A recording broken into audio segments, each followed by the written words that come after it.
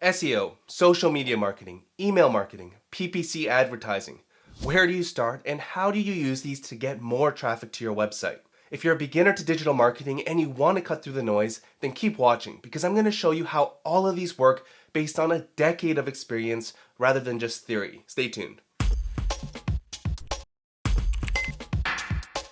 What's up marketers, Samo here with Ahrefs, the SEO tool that helps you grow your search traffic, research your competitors, and dominate your niche. Today I'm going to share 7 digital marketing strategies that I have personally used and gotten results with.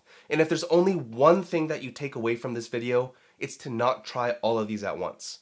Instead, pick one of these strategies, experiment, and master the channel before moving on to the next. Let's get to it. So before we dig into these strategies, you need to make sure that you're adopting today's mindset of the consumer. Today we live in a content-first world. People are looking for information before they buy. So you need to really put yourself in the buyer's shoes rather than allowing yourself to get blinded by how great you think your products and services are. The mentality you need to adopt is to help people rather than trying to cold sell them. When you help people solve problems through free and valuable content that is relevant to your business, you reach larger audiences and build trust. The best part is that you get the opportunity to show people how your products and services can help them solve their problems and fulfill their desires and needs. Alright, so the first internet marketing strategy is blogging with SEO in mind. Now, blogging isn't writing about what you did today or even something more noble like an epiphany you had. That's a diary. But don't get me wrong, this kind of content can work well if you have an existing and loyal audience. But for most of us that just want to get more traffic, leads, and sales, we need to intentionally target problems that your target audience wants to solve. In the world of blogging, this whole process can be summed up as a technique called keyword research. Let me show you 2 clear-cut examples on how keyword research works. In the first example, let's say you sell physical products like computer parts and accessories. What do you think future customers might be searching for in Google? Probably questions like, why is my computer so slow? How to build a computer? How to speed up a computer? These are all very real problems and people are looking for solutions. In fact, Ahrefs Keywords Explorer tells us that these exact search queries get tens of thousands of searches each month. Now, the best part about these specific queries is that you can help people solve their problems while integrating products from your store in the content. Why is my computer so slow could come down to a hard drive, CPU, or RAM problem. So help your readers diagnose the problem and offer product solutions within your post. How to build a computer would be a super easy plug for any computer components.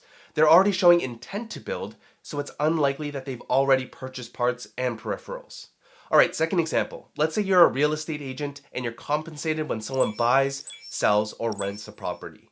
Now, the thing that most agents do is boast about how many homes they've sold or how they won an award that you nor I have never heard of. My point is that the average buyer or seller doesn't care. And to prove my point, no one's searching for things like which realtor won the most awards in New York. But again, potential customers are looking for solutions to their problems. Problems like how to invest in real estate, how to buy a house, what credit score is needed to buy a house. And again, these all have the potential to attract a massive audience. By ranking in Google for something like how to invest in real estate, you're now attracting potential buyers with deep pockets and they likely have intent to buy. Content on how to buy a house would likely require the work of an agent at some point, which could be you. What credit score is needed to buy a house is a great way to show that your knowledge and intentions go beyond making a sale. The best thing about blogging for SEO is that once you rank, you'll be getting free, consistent, and passive traffic from Google. If you're new to SEO, I highly recommend watching our SEO for Beginners video, which will give you a nice overview of what SEO is, how it works, and how you can get it to work for you.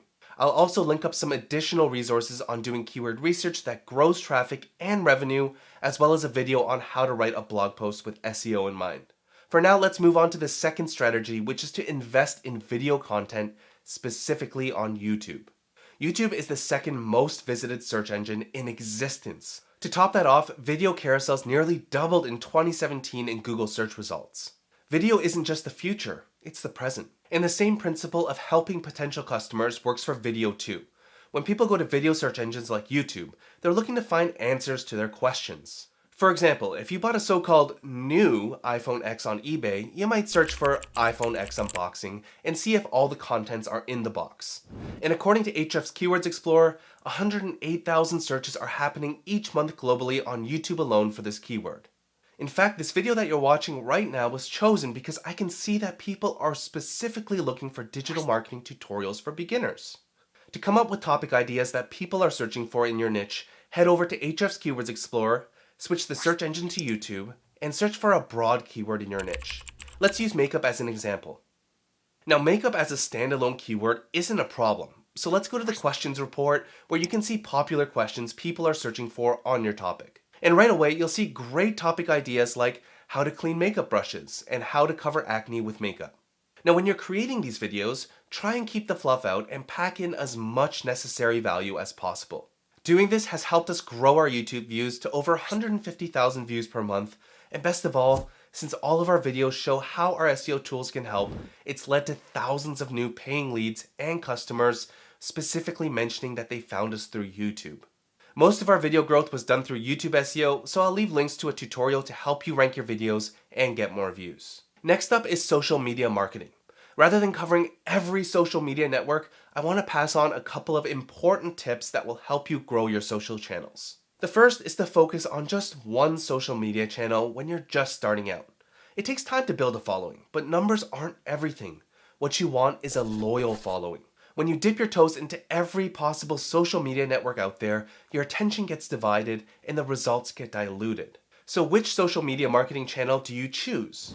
That leads us into the second tip, which is to go where your target audience is and cater to the platform. If you have to choose just one social network, it's not about choosing the one with the most active users. It's all about understanding the audience that's there and if you can serve the reason for them being there. You really need to think about why someone is logging in to the specific social media network. For example, people usually go to YouTube to learn how to do something or to be entertained. But Facebook is different. Think about it. Have you ever logged onto Facebook hoping that you would see an unboxing tutorial? Or better yet, have you ever opened your Facebook app hoping you would find a limited time offer that's 97% off only for the next 37 minutes? Probably not. People don't check Facebook with credit card in hand. People like and share things that are helpful, interesting, shocking, or funny. So if you're going to try and bring people into your world, present your message as a story, video, or something else that will likely stand out from the endless feed of vacation vanity shots. Pinterest, on the other hand, is primarily a social search engine where people can control what they want to search for. The primary intent of users on this platform is to get inspired, learn things, and plan to do things. So create content that caters to their intent for being there. So if this is your audience, take advantage of a less competitive landscape from both an ads and organic perspective. Speaking of ads, that's the next digital marketing strategy on the list for today. When it comes to paid advertising, please do not throw your money blind into an ad network because you read that it was good. What works for one person won't necessarily work for the next person. Instead, think about the ABCs of paid advertising. A is for audience, B is for budget, and C is for commerciality. We've already covered the audience part. You want to engage on social networks where your target audience hangs out. Budget is the next one. Bloomberg reported that Google and Facebook own a combined 58% of the $111 billion market. Now, the way ads work are usually based on auctions. The more advertisers there are, the more expensive it gets for you and I. So let's say you're in the ultra-competitive industry of conference calling. If we search for that keyword in Keywords Explorer with Google set as the search engine, you'll see that the cost per click from Google Ads is $20. If you have an ad budget of, let's say, $1,000 per month, then you'd only be able to get 50 clicks before your budget was depleted. Instead, you can do two things. The first option is to look for keywords that have a lower cost per click. Just go to the phrase match report to see all keywords in our keyword database that contain your target keyword. Next, set a filter to only show keywords that have a maximum cost per click of something lower like $5. From here, you can filter through the list and see if there's some more lucrative opportunities rather than spending $20 per click. This one for a conference call app might be a good one since it's a quarter of the price. Another benefit is that the reason behind the searcher's query is more clear. Someone searching for this is clearly looking for an app that does conference calls, whereas someone searching for just conference call could be looking for many different things. The second thing you can do is experiment with less popular ad platforms where your target audience might be. Finally is commerciality. Now, all major ad platforms are able to bring ROI for their advertisers. Otherwise, they wouldn't exist. But you have to find a way to bridge the gap between the intent of the platform and how you monetize your products. And the solution, it's going to be content. For example, let's say you sell boutique furniture and think that Pinterest will be a good platform to run some ads. In my opinion, it wouldn't be a good idea to advertise a bunch of links to high-end furniture like couches and dining tables. Instead, blog posts could work really well here since people log on to Pinterest mainly to get inspired and learn new things. Here's what that bridge might look like.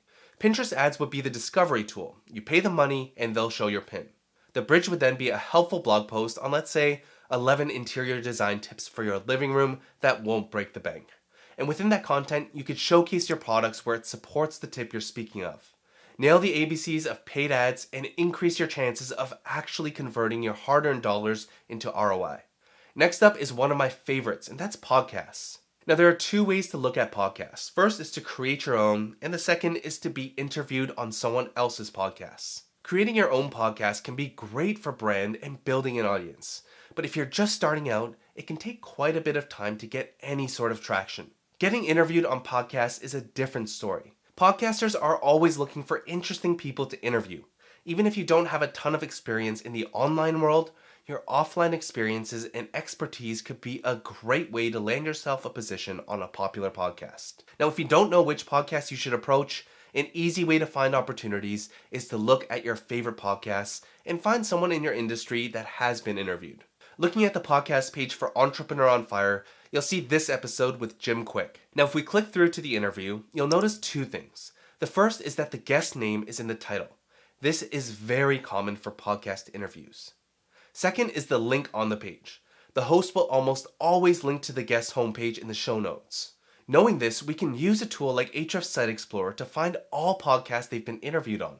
So I'll enter in jimkwik.com, and I'll also set the search mode to a URL search so we can find pages that are linking specifically to the homepage.